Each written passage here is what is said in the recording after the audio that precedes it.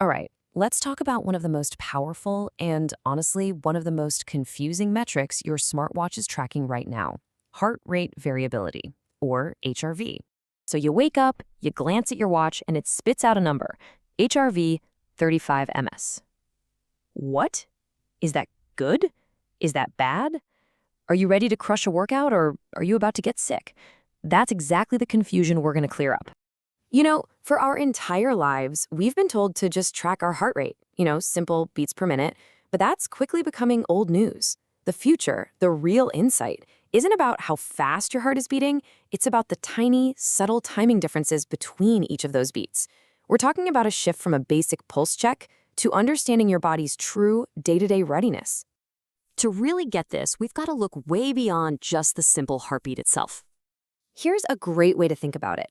Just looking at your heart rate is like judging a car's performance by only looking at the speedometer. Sure, it tells you how fast you're going right now, but it tells you absolutely nothing about the health of the engine. And that's exactly what HRV is. It's not the speedometer. It is the full engine diagnostic. It's the tool that pops the hood and gives you a deep, detailed look at how all your internal systems are actually doing. So let's take a closer look at what this engine diagnostic is actually reading inside your body.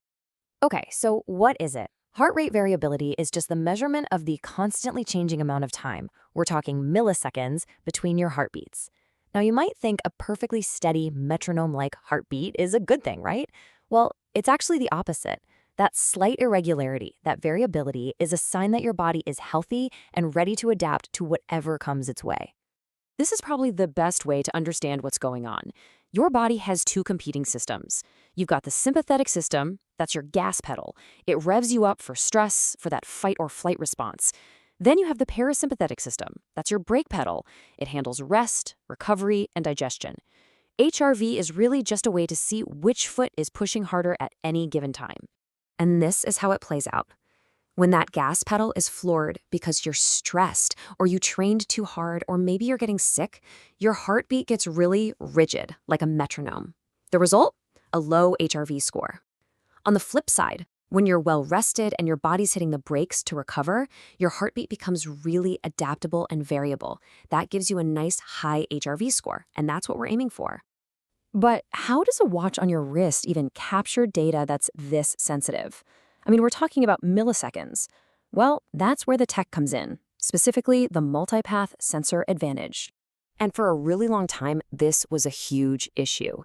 The standard optical sensors that were in most wearables just weren't sensitive enough. They really struggled to pick up those teeny, tiny micromillisecond differences that you have to have for an accurate HRV reading. But this is where the new hardware totally changes the game.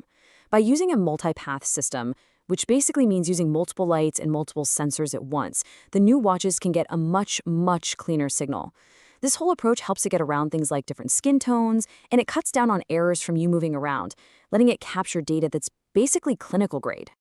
And you don't have to take my word for it. Kathy from the Fitbit and Google product team put it perfectly. She said, these multipath sensors give us a good look at your heart rate, which is key to getting an understanding of your heart rate variability. It's pretty simple, really. Better sensors mean better, more reliable data. But look, having incredible hardware is only half the story. It's totally useless if you don't have smart software to interpret the data. And that brings us to the next big leap forward: decoding your daily readiness. So let's just look at how fast things have changed. Just back in 2021, if you wanted this amazing insight, you had to pay for it. It was locked behind a premium subscription. But then, in a really huge move, Google made the Daily Readiness Score 100% free for all its users in 2024, which paved the way for a massive update to how it all works. And you can see the biggest change right here. The old algorithm had a major flaw. It used your previous day's activity as a key factor, so it would actually punish your readiness score if you had a really tough workout the day before, which makes no sense. The new algorithm throws that out completely. Now, your score is based only on pure physiological signals: your HRV, your sleep patterns over the last 2 weeks, and your resting heart rate. It's about your body's actual state, not just what you did yesterday. Okay, so we've covered the science and the tech. Now let's get to the most important part. How do you actually read this score and use it? Let's talk about your personal baseline. So the system makes it super simple by breaking your score down into 3 tiers. If you're below a 29, that's low.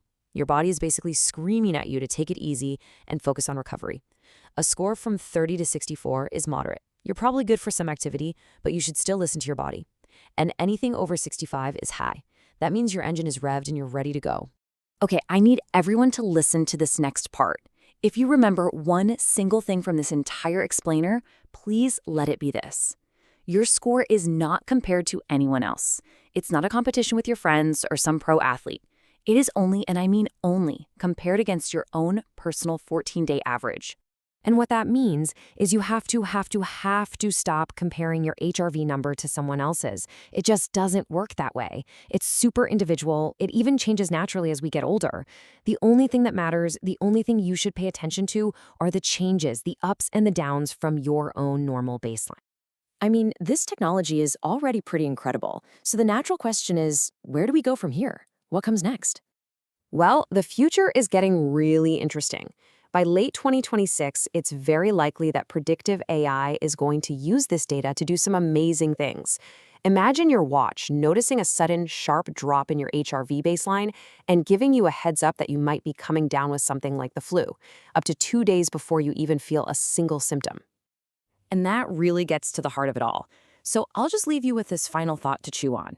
If your watch knew you were getting sick before you did, how would you change your day? The power to answer that very question, that's what this is all about.